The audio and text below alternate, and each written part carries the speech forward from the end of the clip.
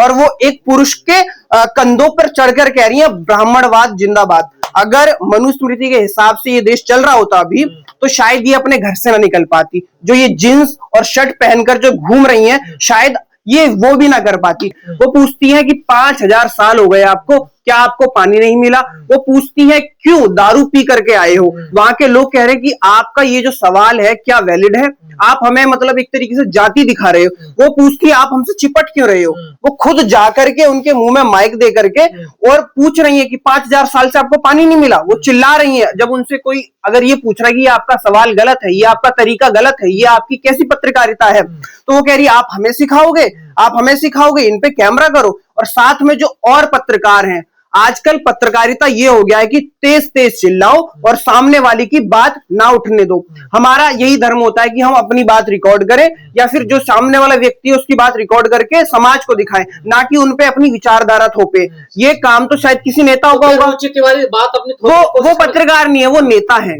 समझ रहे हो? नेता और पत्रकार में थोड़ा सा फर्क हो चुका है। वो अपनी बात थोप रही थी वहां पे कि आपको पानी नहीं मिला, आप ऐसे हो, आप ब्राह्मणों को गाली दे रहे हो, आप ये वाली बात फैला रहे हो। आपको पता है जब वो एक समाज का एक यूजीसी के प्रोटेस्ट के विरोध में या फिर समर्थन में जो भी प्रोटेस्ट है उसमें वैसी ही बातें आएंगी, फिर भी आप उनसे जाकर के जानबूझकर उनको टीस कर रहे हो, जानबूझकर आप उनको उकसा रहे हो। और अगर आपसे वो कुछ पूछ ले तो आप अपना वुमेन कार्ड खेलने का काम कर रहे हो। आप उनके निकट जा रहे हो, कह रहे हो आप हमसे बदतमीजी कर रहे हो, आप हमारे साथ गलत व्यवहार कर रहे हो।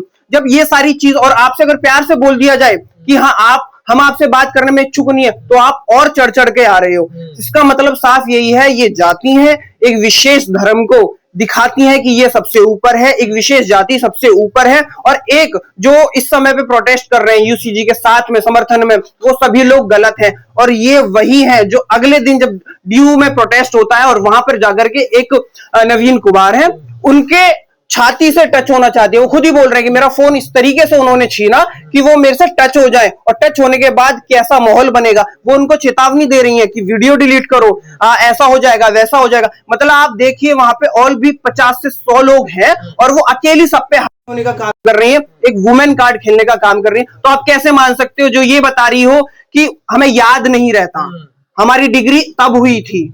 सिंपल सी बात है, मैंने अपनी पत्रकारिता की डिग्री 18 से 21 में करी थी, ग्रेटर नोएडा के आईआईएमटी कॉलेज से करी थी, सीसीएस यूनिवर्सिटी थी। मैं इतनी सी बात बताने मुझे कितना टाइम लगेगा, लेकिन वो क्या बोल रही है कि नहीं हमें याद नहीं है, बहुत टाइम हो गया है। किसका बात गया ना? हाँ नहीं हमें याद नहीं है, इतना याद नहीं रहता। उनके ये शब्द थे। अगर आप बोलोगे मुझे याद है मेरी डिग्री किस समय पे हुई थी, मैं बताने को तैयार हूं किस संस्थान में काम किया है, तो आप ये 2 मिनट में बोल सकते हो। और आप कह रहे हो वो पत्रकार नहीं है, वो यूट्यूबर है।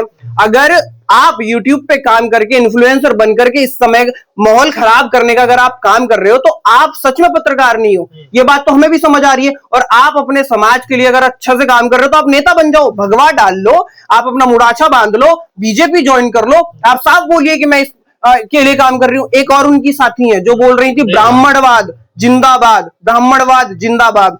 दिल्ली के अंदर एक चौकी थाने के बाहर एक भरी भीड़ और वो एक पुरुष के कंधों पर चढ़कर कह रही है ब्राह्मणवाद जिंदाबाद। अगर मनुस्मृति के हिसाब से ये देश चल रहा होता अभी तो शायद ये अपने घर से ना निकल पाती। जो ये जींस और शर्ट पहनकर जो घूम रही हैं शायद ये वो भी ना कर पाती। तो इनको सच में नहीं पता इन्हें बोलना क्या। ये वही है जो मोदी हर हर मोदी और घर घर मोदी की बात करती है, फिर बोलती है जब यूजीसी जैसा बिल आ जाता है कि ये भाजपा सरकार हमारी नहीं है, ये भाजपा सरकार हमारी नहीं है, हमें दिक्कत है इससे, ये ब्राह्मणों की विरोधी सरकार है।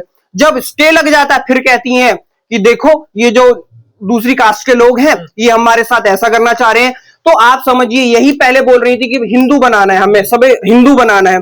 और इनकी मानसिकता, ये सिर्फ 2 लड़कियां वुमेन कार्ड खेलकर जितनी भी समाज में फीमेल हैं और आज अपनी बात रख पा रही हैं, उन पर भी कल को सभी के घर वाले सोचेंगे समझेंगे कि अगर मेरी बच्ची जाकर के ऐसे करे, 10 लोग 15 लोग उसको घेर करके ऐसे बैठ जाएं तो सभी को चिंता होगी, सभी को परेशानी होगी। तो ये कहीं ना कहीं और लड़कियों के साथ भी दिक्कत पैदा कर रही है कि मैं अपनी बच्ची को ज्यादा फ्रीडम दूंगा तो शायद इसके साथ कुछ गलत ना हो जाए। कल कदार को अगर ऐसी और इनकी वीडियोस वायरल हो रही है, कोई इनको चोट पहुंचाए तो और विक्टिम कार्ड खेलेंगे। मेरी जात पूछकर हम पे हमला किया जाता है ना। देखिए तो आप क्या कह रही थी, आपको मालूम है आप किस प्रोटेस्ट में जा रहे हो। आप अगर सच में पत्रकार हो उनकी बात सुनो और अपने प्लेटफॉर्म को आपको चलाना है तो चलाइए, नहीं चलाना मत चलाइए। आप उनसे ये कहेंगे कि पानी नहीं मिला आपको, अच्छा वीडियोस के अंदर उनका जो एग्रेशन है वो आपको साफ दिखाई दे जाएगा। एक शालीनता जो चीज होती है वो आपको कहीं नहीं दिखाई देगी। पत्रकारिता मतलब यही है कि शालीनता से आप सवाल पूछे, पक्ष रखें, लेकिन वो तो उकसा रही थी लोगों को, वो जता रही कि देखो तुम पैर की धूल हो, तुम हमसे अगर तेज आवाज में बात करोगे तो हम ऐसा ऐसा कर सकते हैं आपको। तो आप जानबूझ के करते हैं रुचि तिवारी है सर? रुचि तिवारी नहीं, ये पूरी गैंग है, ये एक पूरी गैंग है, जाएगी वो आपको उकसाएगी, वो आपसे यही पूछेगी कि भैया क्या दिक्कत है, क्या परेशानी है, और आपके मुंह से अगर कुछ भी गलत निकल गया फिर उसका एजेंडा बनाकर अपने सोशल मीडिया प्लेटफॉर्म पे चलाएंगे। और समाज में ये वही लोग हैं जो मुसलमानों की गलियों में जाते हैं और उनसे धर्म के ऊपर और सारी चीजों के ऊपर पूछते हैं, उनसे पूछते हैं कि योगी जी अच्छे लगते हैं, मोदी जी अच्छे लगते हैं, अखिलेश अच्छे लगते हैं, राहुल अच्छे लगते हैं। अगर गलती से उन्होंने बोल दिया हमें राहुल गांधी अखिलेश अच्छे लगते हैं, फिर उनको कैसी फजीयत करेंगी, उन्हीं के चौकी तक पहुंचा देंगी, क्योंकि वो कुछ ना गुस्से में कुछ ऐसा बात बोल देंगे मोदी जी के खिलाफ, योगी जी के खिलाफ, उसके बाद उन्हें चौकी देखने पड़ेगी, उन्हें थाने देखने पड़ेंगे।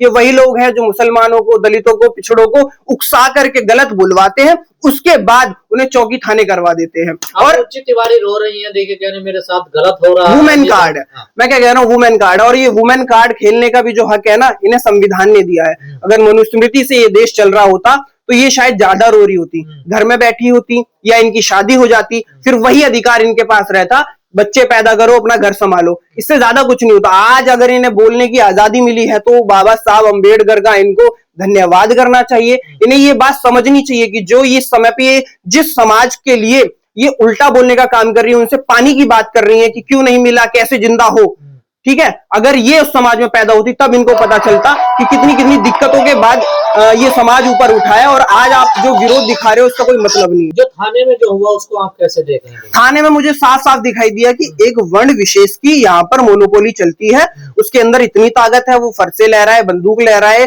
चाकू चलाए, कुछ भी करे, चाहे थाने में करे चाहे रोडों पे करे, उसके साथ कभी भी कोई दिक्कत FIR नहीं होगी।